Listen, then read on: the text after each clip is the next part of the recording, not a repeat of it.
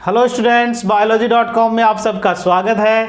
आज हम संघ पोरीफेरा पढ़ने वाले हैं, फाइलम पोरीफेरा डिस्कस करने वाले हैं। देखो, इसका जो ये नाम है पोरीफेरा, इसके नाम से ही इसका सबसे मेन कैरेक्टर सामने आता है। पोरीफेरा जो है वो दो वर्ड से मिलकर बना है, पोर प्लस फेरा। यहां पोर का मतलब होता है छिद्र और फेरा का अर्थ होता है टू बियर या धारण करना।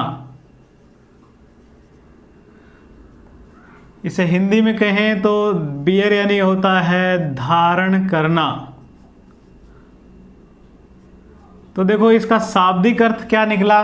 छिद्रों को धारण करने वाले जंतु।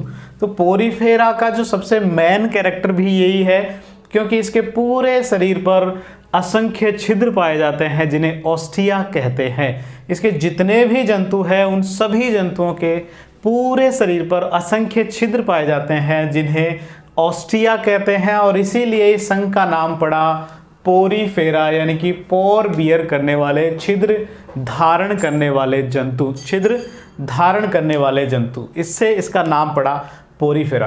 देखो, अब जब भी हम आगे जितने भी संघ पढ़ेंगे, संघ पढ़ने का सबसे पहले दिमाग में एक मैकेनिज्म बनाइए। जब भी आप किसी फाइलम को पढ़ेंगे उसको आप निम्न बिंदुओं में पढ़ेंगे। सबसे पहले उसका स्वभाव और आवास आपको पढ़ना है। स्वभाव और आवास यानी कि किस तरीके से वो रह रहे हैं, कहाँ रह रहे हैं, ये दोनों बातें हमें याद रखनी है। फिर उसके बाद में हमने जो पीछे के दो वीडियोज पढ़े, बेसिक ऑफ क्लासिफिकेशन, वर्गीकरण के जो आधार हमने पढ़े थे, वो आधार उसके डिस्कस करने हैं कि वो कौन से आधार इसमें पाए जाते हैं उस संघ में, उनको डिस्कस करना है। उसके बाद उसके सभी तंत्रों को पढ़ना है कि उसमें उत्सर्जन कैसे होता है, श्वसन कैसे होता है, उसमें पाचन कैसे होता है, उसमें परिवहन कैसे होता है, वो किस तरीके से पोषण प्राप्त करते हैं, क्या वो गति करते हैं या नहीं करते हैं, गति करते हैं तो किससे गति करते हैं। तो उसके जितने भी सिस्टम हैं उन सबको डिस्कस करने के बाद आपको जनन पढ़ना है, लैंगिक जनन और अलैंगिक जनन पढ़ना है, और उसके बाद में आपको उसके उदाहरण याद रखने हैं। एनसीईआरटी में हमारा जो क्लास जितने भी फाइलम है क्लासिफिकेशन में, उन सभी फाइलम्स को केवल फाइलम लेवल का है, हमें उसके क्लास और ऑर्डर वगैरह नहीं पढ़ने हैं। और हमारे नीट में भी इसी लेवल के क्वेश्चन आते हैं, उससे अधिक नहीं आते। तो हमारा पूरा फोकस रहेगा कि हम सभी संघों को इन्हीं बिंदुओं में डिस्कस करें। दिमाग में रखना है आपको उसका स्वभाव, आवास, उसके बाद में उसके बेसिक ऑफ क्लासिफिकेशंस देखने हैं, उसके सभी सिस्टम किस तरीके से होते हैं उन्हें डिस्कस करेंगे, उनमें रिप्रोडक्शन कैसे होता है वो हम डिस्कस करेंगे, और अंत में उसके एग्जाम्पल्स आपको याद करने हैं। देखो, पोरीफेरा जो है, फाइलम पोरीफेरा, वो अगर हमें समझना है तो बहुत आसानी से आपको समझ में आ जाएगा। मैं एक चित्र बना रहा हूँ, उस चित्र के साथ साथ हम सभी बिंदु इसके डिस्कस करते जाएंगे, बहुत ही आसानी से आपको समझ में आ जाएगा। देखो, सबसे पहले इसके स्वभाव और आवास की हम बात करें, साधारण स्वभाव, और दूसरा उसका आवास कैसा होता है हम उसकी बात करें। स्वभाव व आवास, आवास यानी कहाँ रह रहे हैं और किस तरीके से रह रहे हैं वो हम इसमें डिस्कस करते हैं। तो पोरीफेरा के जितने भी एनिमल हैं, सभी जंतु जो है वो जलीय होते हैं। जलीय यानी कि जल में पाए जाने वाले हैं, सभी के सभी एक्वेटिक है, एक्वेटिक एनिमल्स होते हैं, जल में पाए जाते हैं। कभी भी आपको धरती पर अर्थ जो है, ये जो जमीन है, वहाँ नहीं मिलेंगे। कहाँ नहीं मिलेंगे? जमीन पर नहीं मिलेंगे, स्थान पर नहीं होंगे, इसलिए स्थलीय नहीं है, सभी जलीय होंगे। और जलीय भी है तो किस तरह के जल में? क्या स्वच्छ जल में मिलते हैं या फिर लवणीय जल में मिलते हैं? तो इसमें अधिकांश जो है वो तो लवणीय जल में ही पाए जाते हैं, लवणीय जल में पाए जाते हैं, यानी कि समुद्रों में पाए जाते हैं आप सीधे से, क्योंकि समुद्रों का पानी खारा होता है, लवणीय युक्त जो हो जल उसमें पाए जाते हैं। लेकिन कुछ ज़्यादा नहीं, बहुत कम ऐसे हैं, बहुत कुछ जो स्पंजेस जो हैं, पोरीफेरन एनिमल्स जो हैं, वो स्वच्छ जल में भी मिलते हैं, फ्रेश वाटर में भी मिल जाएंगे, स्वच्छ जल में। तो हमने आवास की बात की, कहाँ रहते हैं? सभी के सभी पोरीफेरेंस जो हैं वो लवणीय जल में पाए जाते हैं, लेकिन कुछ एक आधे ऐसे हैं जो स्वच्छ जल में भी मिल जाएंगे। जैसे हम फ्रेश वाटर स्पंज पढ़ेंगे, स्पॉन्जिला बहुत अच्छा उदाहरण है, स्वच्छ जल में जो पाया जाता है उसका स्पॉन्जिला, ये स्वच्छ जल में पाया जाता है, इसलिए इसे फ्रेश वाटर स्पंज कहते हैं। तो ये हो गई इसके आवास की बात। साथ ही इसका स्वभाव की भी बात करें तो ये जितने भी है बहुत सिंपलेस्ट एनिमल है, सिंपलेस्ट से यहाँ सरल जीव है, यानी कि इनका जो तंत्रों वाला जो सिस्टम है वो बिल्कुल नहीं है, बहुत सिंपल सरल कोशिकाओं युक्त ये जंतु है, सिंपलेस्ट एनिमल है। और ये सेसाइल होते हैं या यूं कहें स्थानबद्ध होते हैं, स्थानबद्ध इसे इंग्लिश में कहते हैं सेसाइल, यानी कि स्थान से जुड़े हुए होते हैं। जैसे बड़े पेड़ पौधे होते हैं गति नहीं करते, अपने स्थान पर लगे होते हैं, वैसे ही ये भी जो है स्थानबद्ध होते हैं, सेसाइल होते हैं। अब देखो इसे समझने के लिए और सारे सिस्टमों को समझने के लिए हम इसे चित्र से डिस्कस करेंगे। ये जो होते हैं वो डिप्लोब्लास्टिक एनिमल हैं। कैसे होते हैं ये? डिप्लोब्लास्टिक होते हैं, डिप्लोब्लास्टिक, हिंदी में कहें तो इसे द्विकोरकी, द्विकोरकी होते हैं, यानी कि इनका शरीर का जो निर्माण है वो दो जनन स्तरों से होता है, एक्टोडर्म और एंडोडर्म, सिर्फ दो जनन स्तरों से इनके शरीर का निर्माण होता है, इसलिए इन्हें डिप्लोब्लास्टिक या द्विकोरकी कहते हैं। इसलिए इनका शरीर भी जो है दो ही स्तरों का बना होगा, दो लेयर का बना होगा। जो बाहरी लेयर जो होती है वो बड़ी विशेष होती है, इनका जो आकार होता है अधिकांशतः वॉश, फ्लावर वॉश जो जैसे होते हैं कुछ इस तरीके का, या मटके के आकार के, कुंभ घड़े के आकार के, कुछ इस तरह के आकार के ये होंगे। तो इनमें इस तरह बाहर कुछ कोशिकाओं की लेयर होगी, असंख्य छिद्र होते हैं, इसलिए बीच बीच में इनके आपको छिद्र बनाने हैं। तो ये जो बाहरी लेयर जो अभी मैंने बनाई है ये बाहरी लेयर कहलाती है पिनेकोडर्म। ये जो बाहरी जो मैंने लाल रंग से जो लेयर बनाई है इसे पिनेकोडर्म कहते हैं। दो ही स्तर डिप्लोब्लास्टिक होते हैं, दो स्तर उसमें होंगे, एक बाहर होगा एक भीतर होगा। जो बाहरी स्तर है वो पिनेकोडर्म कहलाता है। क्या कहलाता है? पिनेकोडर्म। और ये पिनेकोसाइट से बना होता है। ये जितनी भी कोशिकाएं हैं सभी पिनेकोसाइट्स हैं। ये सभी क्या है? पिनेकोसाइट्स। ठीक है, तो बाहरी वाली जो परत है वो तो कहलाती है पिनेकोसाइट्स। इसी तरह इसके भीतर भी जो है कोशिकाओं की परत होगी, और जो भीतर की जो कोशिकाएं हैं वो बड़ी विशेष होगी, क्योंकि भीतर की कोशिकाओं में फ्लैजिला पाया जाता है। इस तरीके से दो लेयर बन गई इसके शरीर में। पहले कोशिकाएं बना लेते हैं, उसके बाद में इसमें हम इस तरह फ्लैजिला इनमें पाया जाता है।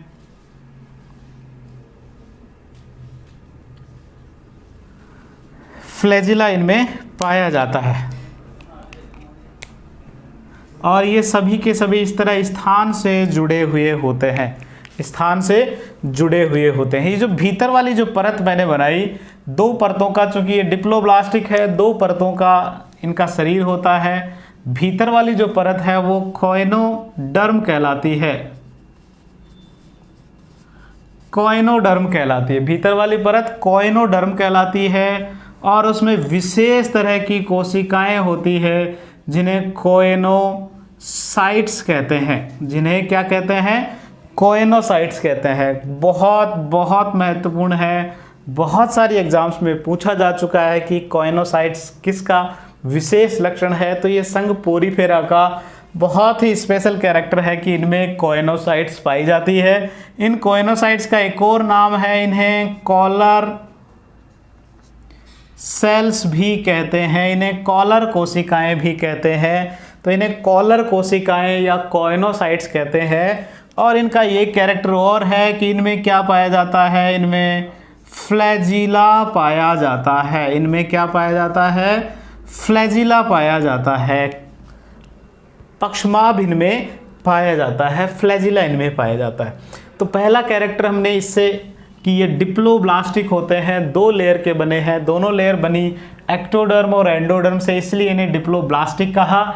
बाहरी परत इनकी पिनेकोडर्म होती है जो पिनेकोसाइट से बनी होती है, और भीतरी जो परत है वो कोइनोडर्म कहलाती है जो कोइनोसाइट से मिलकर बनी है। और इनमें विशेष तरह की कोशिकाएं कोइनोसाइट्स, जिन्हें कॉलर सेल्स भी कह रहे हैं, फ्लैजिला युक्त होती है। इन दोनों कोशिकाओं की जो परत है, इन परतों के बीच में ये जो बीच में जो खाली भाग बच गया, बीच में भी कुछ इस तरह का भाग होता है। इस बीच वाले भाग को मीजोग्लिया कहते हैं। ये जो बीच में जो भाग है, इस बीच के भाग को मीजोग्लिया कहते हैं, मीजोग्लिया कहते हैं। ये जो बीच में दोनों परतों के बीच का भाग मीजोग्लिया कहलाता है। और मीजोग्लिया जो है वो जिलेटिनस होता है, जिलेटिनी होता है। इसमें बहुत सारी अमीबोसाइट्स या अमीबीय कोशिकाएं पाई जाती है। अमीबीय कोशिकाएं इसमें पाई जाती है। बहुत सारी कोशिकाएं, जैसे आर्कियोसाइट्स है, जैसे क्रोमोसाइट्स है, इस तरह कोशिकाएं पाई जाती है जिनका अलग अलग फंक्शन होता है। ठीक है, तो यहाँ इसके डिप्लोब्लास्टिक वाला कैरेक्टर पूरा हमने डिस्कस किया। बात करें इसके बाद इसके बेसिक्स जो है, हमने एक पहला देखा द्विकोर की। इसका जो लेवल ऑफ ऑर्गेनाइजेशन है, इसके संगठन का स्तर कैसा होता है, तो हमने पढ़ा था कि ये सेल्यूलर लेवल ऑफ ऑर्गेनाइजेशन होता है। लेवल ऑफ ऑर्गेनाइजेशन इनका कैसा होता है? सेलुलर होता है। हिंदी में कहें तो कोशिकीय शारीरिक संगठन होता है, कोशिकीय संगठन होता है। जो पोरिफेरा के जंतु हैं वो सिर्फ कोशिकाओं से मिलकर बना है, मल्टी सेलुलर है, बहुत सारी कोशिकाएं इनमें हैं, लेकिन ये कोशिकाएं मिलकर उत्तक नहीं बनाती। जैसे अभी हमने कुछ कोशिकाओं के नाम पढ़े हैं, पिनेकोसाइट्स है, कोइनोसाइट्स है, मीजोग्लिया में कुछ अमीबोसाइट्स है, जैसे आर्कियोसाइट है, जैसे क्रोमोसाइट्स है। ये साइट सभी अपना अपना अलग कार्य कर रही है, लेकिन बहुत सारी कोशिकाएं मिलकर टिश्यू नहीं बनाती। इसलिए इनका जो शारीरिक संगठन है, जो इनका लेवल ऑफ ऑर्गेनाइजेशन है, वो सेलुलर होता है, कोशिकीय होता है, ध्यान रखना। तो पोरिफेरा के जीवों का जो लेवल ऑफ ऑर्गेनाइजेशन है वो सेलुलर होता है, कोशिकीय होता है। नेक्स्ट बात करें इनमें सिमेट्री। अब सभी आधारों की हम डिस्कस कर रहे हैं। हमने देखा कि ये डिप्लोब्लास्टिक है, सेलुलर, इनमें लेवल ऑफ ऑर्गेनाइजेशन है। बात करें सममिति या सिमेट्री की, तो इसमें सिमेट्री होती है, एसिमेट्री या असममित होते हैं। ये जो है अधिकांश असममित होते हैं, कुछ ऐसे हो सकते हैं, कुछ इनमें जो है वो अरीय सममित भी होंगे, लेकिन अधिकांश जो है वो असममित होते हैं। जैसे कुछ ऐसे फ्लावर वाश जैसे होंगे तो ये जरूर अरीय सममित हो सकते हैं। तो अधिकांश तो जो है इनमें असममित होंगे, लेकिन कुछ जो है वो सममिति दर्शाते हैं, और वो भी अरीय सममिति। इनमें द्विपार सममिति देखने को नहीं मिलेगी, ध्यान रखना है। तो इनमें सममिति, असममिति या अरीय सममिति इनमें पाई जाती है। बात करें इनके और बेसिक्स की, तो क्या इनमें देह गुहा होती है, तो इनमें देह गुहा एब्सेंट होती है। देह गुहा की बात ही नहीं करेंगे, क्योंकि इनका शरीर का संगठन ही कोशिकीय स्तर का होता है, तो देह गुहा की हम बात ही नहीं करते हैं।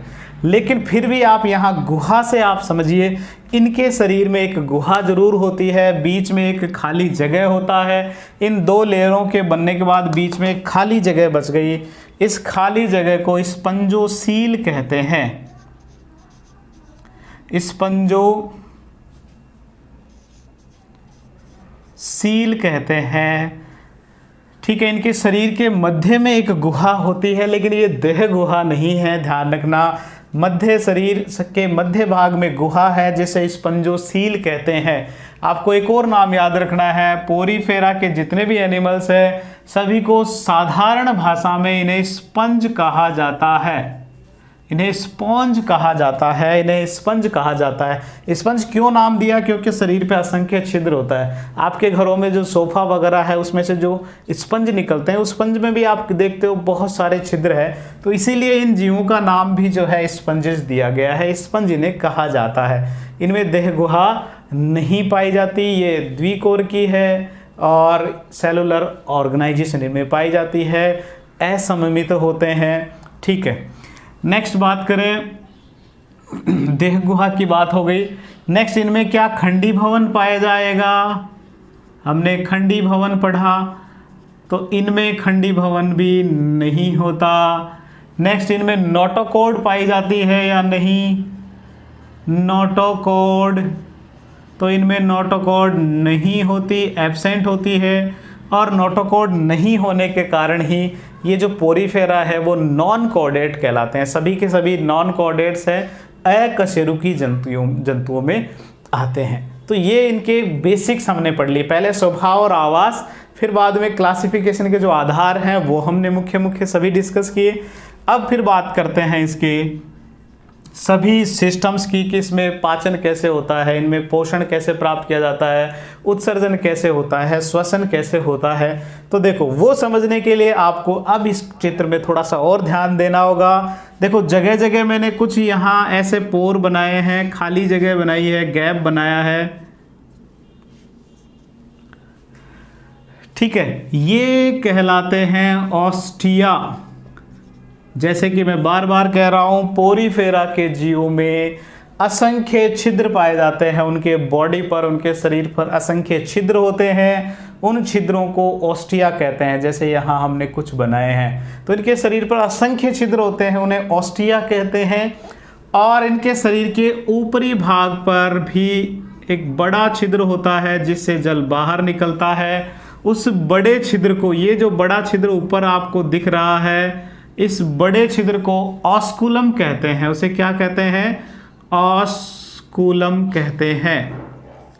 ठीक है, तो अब बात आई इसके पोरीफेरा वाला कैरेक्टर कि ये पोर बियरर एनिमल्स हैं, असंख्य छिद्र होते हैं, इन छिद्रों को ऑस्टिया कहते हैं।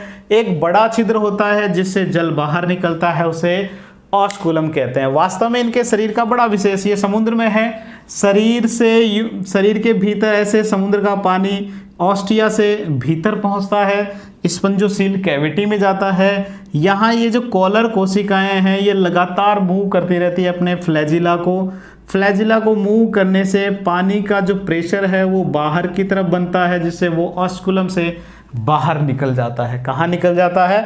बाहर निकल जाता है। इसलिए कॉलर कोशिकाएं इनकी बहुत बहुत महत्वपूर्ण है। इनके शरीर में बहुत सारे कार्य इसी सिस्टम द्वारा हो रहा है। और इस सिस्टम को कि जल को, जो समुद्र का जल है, ये जो जल है समुद्र का, वो ऑस्टिया से भीतर आकर स्पंजोसील में आता है और स्पंजोसील से ऑस्कुलम द्वारा फिर से बाहर चले जाता है। इसे वाटर कैनाल सिस्टम कहते हैं। वाटर कैनाल सिस्टम कहा जाता है। वाटर कैनाल सिस्टम या जल नाल तंत्र कहते हैं। जल नाल तंत्र कहा जाता है, जल नाल तंत्र। इसी तरह का एक तंत्र हम इकाइनोडर्मेटा में भी पढ़ेंगे, लेकिन वो वाटर वैस्कुलर सिस्टम होगा, वो जल संवहनी तंत्र होगा। ध्यान रखना है, कंफ्यूज नहीं करना है। इसलिए आपको ऐसे करना है कि अभी अपनी नोटबुक में ये चीज़ लिखनी है कि पोरीफेरा में वाटर कैनाल सिस्टम होता है, इकाइनोडर्मेटा में वाटर वैस्कुलर सिस्टम, जल संवहनी तंत्र होता है। ये हमेशा कंफ्यूज करता है, इसलिए आपको दोनों को एक साथ याद रखना है। पोरीफेरा में वाटर कैनाल सिस्टम, कैनाल मतलब नाल तंत्र, नालों का एक तंत्र है। तो यहाँ नाल बना के नहीं, जल से इस नली द्वारा जल आ गया स्पंजोसील में, स्पंजोसील से जो है ये इस नाल द्वारा, ऑस्कुलम द्वारा फिर से बाहर आ गया। ठीक है, तो इसे वाटर कैनाल सिस्टम नाम दिया गया। ये वाटर कैनाल सिस्टम जो है पूरे इस पोरीफेरन में 3 तरह के मुख्य होते हैं, जिसमें सबसे सिंपल होता है एस्कॉन, पहला प्रकार जो सिंपलेस्ट है, क्रम से ही है इनके विकास के आधार पर। दूसरा है साइकॉन और तीसरा है ल्यूकॉन। ये संयुक्त प्रकार का है, कंपाउंड प्रकार का है, ये सबसे सरल है और ये सबसे मुश्किल वाला है, संयुक्त प्रकार का है। ठीक है, एस्कॉन सबसे सिंपल प्रकार का नाल तंत्र होता है, ध्यान रखना है। तो वाटर कैनाल सिस्टम 3 तरह का मुख्य है, एस्कॉन, साइकोन, ल्यूकोन। एस्कॉन, साइकोन और ल्यूकोन। इनके लार्वा में भी एक विशेष तरह का नाल सिस्टम होता है जिसे कहते हैं रहगोन, जिसे रहगोन कहते हैं। ठीक है, तो मुख्य आप 3 याद रखना है। इनके लार्वा में होता है रहगोन प्रकार का कैनाल सिस्टम, एस्कन, साइकन, ल्यूकोन प्रकार का 3 तरह का कैनाल सिस्टम इनके शरीर में पाया जाता है। इनके लार्वा में होता है रहगोन प्रकार का। ठीक है, अब इसका काम क्या है? ये जो वाटर कैनाल सिस्टम है ये क्या कार्य करता है? तो देखो, जल जो है वो यूं बहकर आ रहा है। हमने देखा कि ये बहुत सिंपल प्रकार के एनिमल है, सिर्फ कोशिकाएं इनके पास है, कोशिकाएं मिलकर टिश्यू तक नहीं बना रही है, सभी कोशिकाएं अपना कार्य कर रही है। ऐसे में इनको मुश्किल होगी बहुत सारे कार्य करने के लिए, तो प्रकृति ने अपने आप ही इनको ऐसा सिस्टम दे दिया। पानी अपने आप इनके शरीर के भीतर आ रहा है इन छिद्रों द्वारा, ऑस्ट्रिया द्वारा, और इसी के द्वारा ये सारे कार्य कर लेते हैं। कैसे? इस जल के साथ ऑक्सीजन भीतर आएगी तो सभी कोशिकाएं उस ऑक्सीजन को ले लेगी, यानी कि ये वाटर कैनाल सिस्टम श्वसन में सहायता कर रहा है, तो रेस्पिरेशन में भी सहायता कर रहा है। पहली चीज़, इस जल के साथ जो घुलित ऑक्सीजन आई, डिजॉल्व ऑक्सीजन जो है, उसी को ये सभी सेल्स ले लेती है और सिंपल डिफ्यूजन, साधारण विस्तरण विधि द्वारा इस ऑक्सीजन को अपने अंदर भीतर लेकर और अपना जो श्वसन का कार्य करती है। यहाँ जल के साथ बहुत छोटे माइक्रोब्स, बहुत छोटे जो जीव हैं वो भीतर आ रहे हैं। सभी कोशिकाएं जो अमीबीय रूप से कोशिकाएं इन्हें पकड़ पकड़ कर खा लेती है। यानी कि देखा जाए तो पोषण में भी ये सहायता कर रहे हैं, पोषण में भी क्या कर रहे हैं? सहायता कर रहे हैं। कौन? यही वाटर कैनाल सिस्टम। अब यहाँ पोषण इनको मिल गया, श्वसन इन्होंने कर दिया, तो कुछ उत्सर्जी पदार्थ बनेंगे। उन उत्सर्जी पदार्थों को, उन एक्सक्रेटरी प्रोडक्ट्स को भी ये इसी वाटर कैनाल सिस्टम द्वारा, ऑस्कुलम द्वारा बाहर कर देंगे। यानी कि उत्सर्जन, एक्सक्रेशन जो है वो उत्सर्जन का कार्य भी वाटर कैनाल सिस्टम द्वारा ही हो रहा है। इसके अलावा यहाँ कुछ विशेष कोशिकाएं मीजोग्लिया में, जैसे मैंने आर्कियोसाइट का नाम आपको बताया, आर्कियोसाइट्स जो है वो कुछ जनन करने वाले युग्मकों का निर्माण करते हैं, नर युग्मक, मादा युग्मक। वो युग्मक इस पानी में आ जाते हैं और इस नाल सिस्टम की वजह से ही इनका जो है मिलन होता है, फ्यूजन होता है, और तो ये कह सकते हैं कि ये जनन में भी सहायता कर रहे हैं, लैंगिक जनन में भी ये सहायता कर रहे हैं। तो हमने देखो वाटर कैनाल सिस्टम पढ़ा और ये कितना महत्वपूर्ण इनके लिए। जितने भी सिस्टम लगभग हैं, जितने भी कार्य हैं, मैक्सिमम कार्य इसी से कर रहे हैं। इनमें श्वसन इसी द्वारा हो रहा है, भोजन प्राप्त करना, पोषण भी इसी के द्वारा हो रहा है। ये जो हमने भोजन के बाद में जो अपशिष्ट पदार्थ है, वो अपशिष्ट पदार्थ भी इसी सिस्टम द्वारा बाहर निकाल दिए जा रहे हैं। नर युग्मक और मादा युग्मक भी इसी नाल तंत्र में छोड़ दिए जाते हैं और इसी के द्वारा फिर नर युग्मक और मादा युग्मकों का संयोजन भी हो रहा है। तो देखा जाए तो ये जनन में भी सहायता कर रहे हैं। ठीक है, तो मैक्सिमम कार्य ये इसी के द्वारा कर रहे हैं। तो इनमें मुख्य रूप से आप ऐसे कहें कि क्या इनमें पाचन तंत्र होता है? नहीं। ये किससे कर रहे हैं? कैनाल सिस्टम से ही। क्या इनमें श्वसन तंत्र होता है? नहीं, ये भी कैनाल सिस्टम से। क्या इनमें उत्सर्जन तंत्र, एक्सक्रेटरी सिस्टम पाया जाता? नहीं, वो भी कार्य ये कैनाल सिस्टम द्वारा ही कर रहे हैं। क्या इनमें परिवहन तंत्र पाया जाता है? वो भी नहीं होता, वो भी इसी नाल तंत्र द्वारा ही कोशिकाओं को अलग अलग रूप से वो कंटेंट जो है वो डिस्ट्रीब्यूट किए जाते हैं। इसलिए इनमें सभी तरह के जो सिस्टम हैं सब एब्सेंट है और सभी के सभी कार्य किसके द्वारा हो रहे हैं? वाटर कैनाल सिस्टम द्वारा। इसीलिए बहुत बहुत महत्वपूर्ण हो जाता है हमारे लिए जल नाल तंत्र को समझना, वाटर कैनाल सिस्टम। ठीक है, याद रखना है, बहुत महत्वपूर्ण है। ठीक है बच्चों, तो ये हमने अभी इतना पढ़ा। आप इसे या तो स्क्रीनशॉट ले लीजिए या अपने नोटबुक में उतारिए। इसके बाद मैं इसे मिटाऊंगा और इसके बाद में इसके हम लैंगिक जनन और उदाहरणों को डिस्कस करेंगे। ठीक है बच्चों, तो अब हम आज का पोरिफेरा के जो नेक्स्ट आगे के जो कैरेक्टर्स हैं वो पढ़ते हैं। एक आपको एक और याद रखना है, हमने पाचन पढ़ा कि ये जो पोषण है वो कैनाल सिस्टम द्वारा ही ले रहे हैं, लेकिन इनमें पाचन कैसे होता है, ये अपने भोजन को पचाते कैसे हैं वो आपको याद रखना है। ये अंतः कोशिकीय पाचन करते हैं, अंतः कोशिकीय पाचन इनमें पाया जाता है। इनका जो डाइजेशन जो होता है वो इंट्रासेलुलर होता है, आप इसे इंग्लिश में कहेंगे इंट्रा सेलुलर। इंट्रा यानी के भीतर, सेल के भीतर इनमें जो डाइजेशन होता है, इनकी जो कोशिकाएं हैं उनके भीतर होता है। जब पाचन कोशिका के भीतर होता है तो उसे अंतः कोशिकीय पाचन कहा जाता है, और जब पाचन कोशिका के बाहर होता है तो उसे बाह्य कोशिकीय पाचन कहते हैं। जैसे हमारे भीतर जो है बाह्य कोशिकीय पाचन होता है, हमारा जितना भी पाचन, हम जो खाना खा रहे हैं वो आंत के भीतर पाचन उसका होता है, और उसके बाद में पचित भोजन को अवशोषित किया जाता है कोशिकाओं में। लेकिन यहाँ कोशिकाओं के भीतर ही पाचन हो रहा है और वहीं उसे विसरित भी कर दिया जाता है पूरे जीव द्रव्य में। तो इनका पाचन जो है वो अंतः कोशिकीय प्रकार का होता है। नेक्स्ट बात करें, इनके कंकाल भी बहुत महत्वपूर्ण है, बहुत बहुत महत्वपूर्ण है। पोरीफेरेंस में बड़ा विशेष प्रकार का कंकाल पाया जाता है, स्पंजेज में विशेष तरह का एंडोस्केलेटन पाया जाता है, अंतः कंकाल पाया जाता है, अंतः प्रकार का कंकाल इनमें होता है। और किस तरह का है, किसका बना होता है, तो ये बना होता है कंटिकाओं का। किसका बना होता है, कंटिकाओं, स्पिक्यूल्स का बना होता है, स्पिक्यूल्स का बना होता है, कंटिकाओं का बना इनका कंकाल होता है। और कुछ स्पॉन्जी फाइबर्स भी इनमें पाए जाते हैं, इनमें स्पंजी तंतु, तो स्पंजी फाइबर्स होंगे या स्पिक्यूल्स, कंटिकाओं का बना इनका कंकाल होता है। कंटिकाएं भी जो है वो कैल्शियम कार्बोनेट की हो सकती है या सिलिका की हो सकती है। इनका जो कंकाल है, जो स्पाइक्यूल्स इनमें होती है, वो कंटिकाएं कैल्शियम कार्बोनेट की हो सकती है या सिलिका की हो सकती है। इसके अलावा विशेष तरह के प्रोटीन के बने स्पॉन्जी फाइबर्स से भी जो इनका कंकाल बना हुआ होता है। ये जो स्पिक्यूल्स होती है वो कई प्रकार की, इस तरह ये 3 किनारों वाली, 4 किनारों वाली, 6 किनारों वाली, इस तरह की हो सकती है।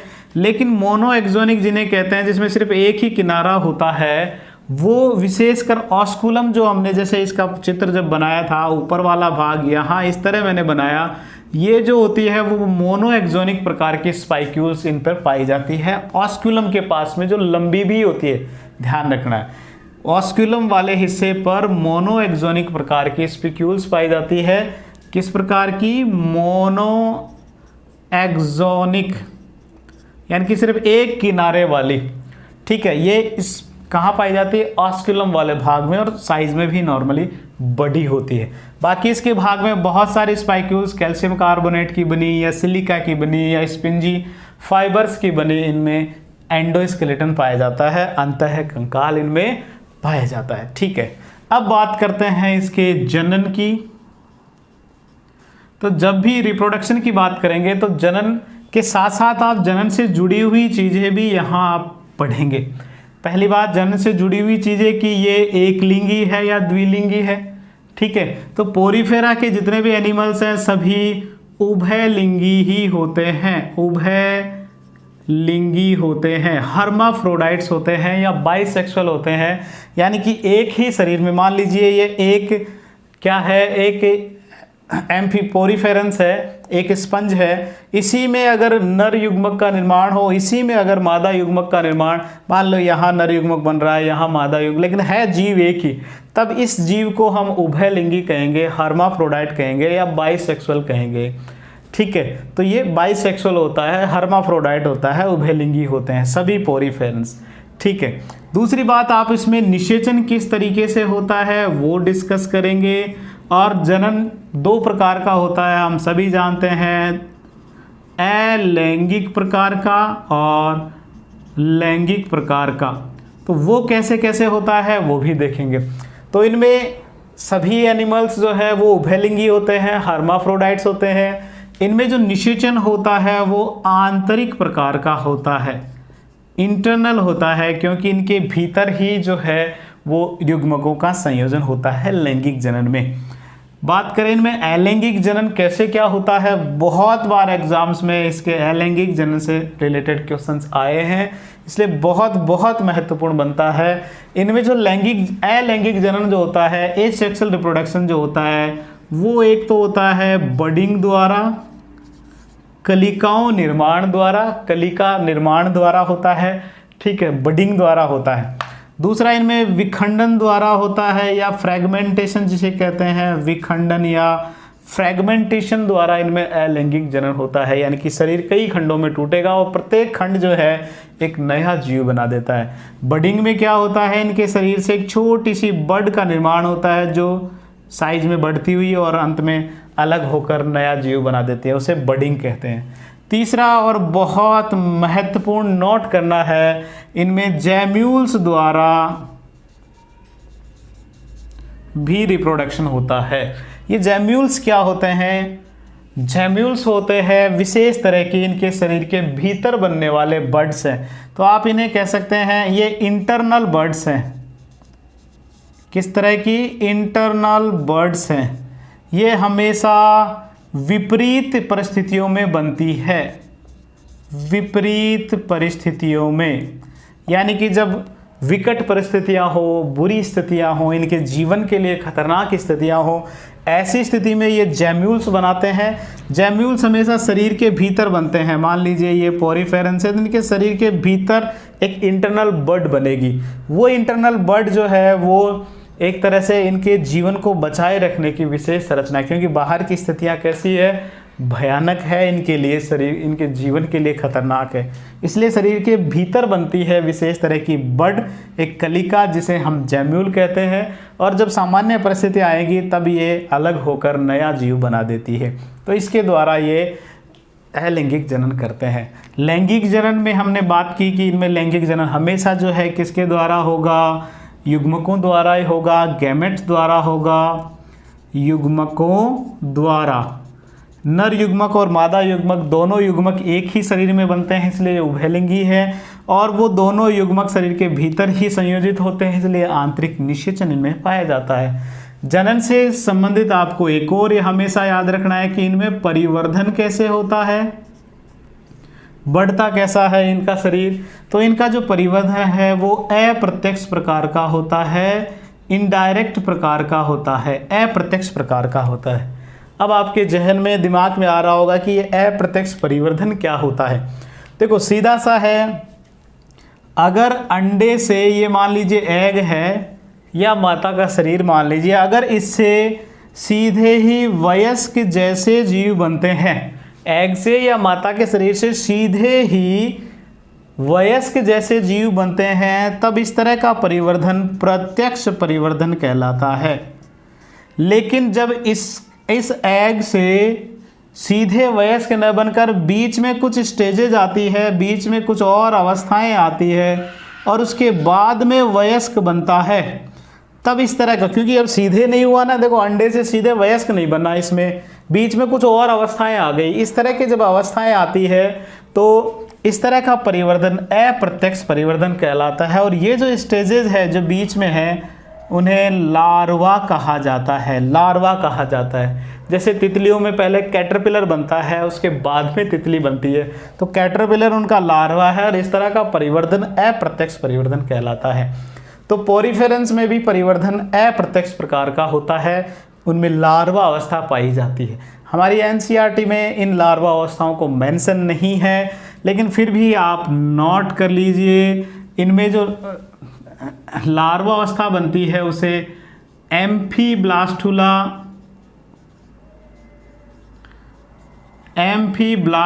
और पैरेन्काइमुला कहते हैं। तो इनमें दो लार्वा अवस्थाएं बनती है, एम्फीब्लास्टुला और पैरेन्काइमुला। एम्फीब्लास्टुला और पैरेन्काइमुला इनकी लार्वा अवस्था है। तो इनमें परिवर्धन कैसे होगा, पहले जाइगोट बनेगा, जाइगोट से फिर लार्वा बनेगा एम्फीब्लास्टुला या पैरेन्काइमुला, और उसके बाद में बनेगा वयस्क। ठीक है, तो इसलिए इस तरह का परिवर्तन अप्रत्यक्ष या इनडायरेक्ट कहलाता है। नेक्स्ट एक और इनका बहुत बहुत महत्वपूर्ण कैरेक्टर है और इनमें उसकी बहुत ज़्यादा क्षमता होती है, और वो है पुनरुद्भवन। इनमें पुनरुद्भवन की अपार क्षमता होती है, इसकी अपार क्षमता होती है। इनमें रीजनरेशन, पुनरुद्भवन को इंग्लिश में कहते हैं रीजनरेशन की इनॉर्मस अपार क्षमता होती है। यानी कि अगर इसके शरीर के आप टुकड़े कर दो तो प्रत्येक टुकड़ा नया जीव बनाने की क्षमता रखता है। तो इनमें पुनरुद्भवन भी जनन का ही एक प्रकार भी मान सकते हैं। विशेष परिस्थिति में ये टुकड़े होना जो है नया जीव बना देता है, तो वो भी जनन कर सकता है। लेकिन आपको सिर्फ इतना याद रखना है, पुनरुद्भवन की इनमें अपार क्षमता होती है। यानी कि इनका कोई अंग, कोई सा भाग, अंग तो हम नहीं कह सकते क्योंकि इनमें सिर्फ सेलुलर है, तो इनका कोई सा भाग अगर अलग होता है तो वो भाग नया जीव बनाने की क्षमता रखता है। इसलिए इनमें पुनरुद्भवन की क्षमता कैसी होती है, अपार होती है। बात करें इसके उदाहरणों की, तो इसमें सबसे महत्वपूर्ण पहला उदाहरण है साइकॉन। 3 महत्वपूर्ण उदाहरण हमारे बुक में दिए हुए हैं। साइकॉन, जिसे साइफा भी कहते हैं, साइकॉन को साइफा साधारण नाम है। इसके अलावा दूसरा है स्पॉन्जिला, जैसा कि हमने अभी पहले भी पढ़ा, स्पॉन्जिला जो है वो फ्रेश वाटर स्पंज कहलाता है। फ्रेश वाटर स्पंज कहलाता है क्योंकि ये स्वच्छ जल में पाया जाता है। इसके अलावा है यूस्पोंजिया। यूस्पोंजिया को बाथ स्पंज कहा जाता है, बाथ स्पंज, क्योंकि ये नहाने में यूज किए जा सकते हैं, शरीर की मालिश करने में इनका प्रयोग किया जा सकता है, नहाते समय शरीर की मैल उतारने के ये काम आ सकते हैं, इसलिए इन्हें बाथ स्पंज कहा जाता है। बहुत सारे यूरोपियन देशों में इसका यूज किया जाता है, इसलिए इसे नाम दे दिया गया बाथ स्पंज या यूस्पोंजिया। ये हमारी बुक में मेंशन उदाहरण है, लेकिन साथ में आपको एक और याद रखना है जो बहुत महत्वपूर्ण है, यूप्लेक्टेला।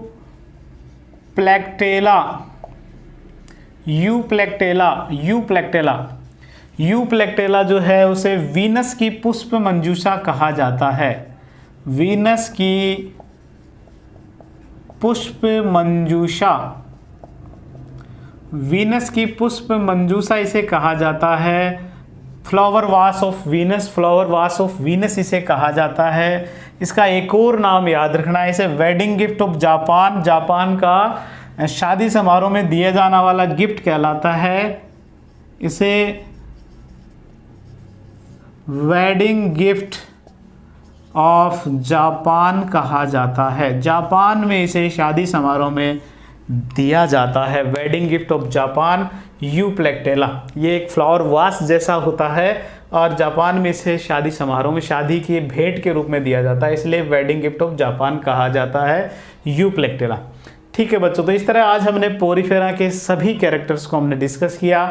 एनसीईआरटी बेस्ड हमारा अधिकांश जो था, ये वर्गीकरण का जो अधिकांश भाग हमने एनसीईआरटी बेस किया, लेकिन कुछ बिंदु जो हमें आवश्यक थे वो मैंने आपको यहाँ दिए हैं। सभी को आपको नोट करना है, याद करना है। इसी तरह जुड़े रहें biology.com के साथ, अपने ज्ञान में वृद्धि करते रहें। धन्यवाद।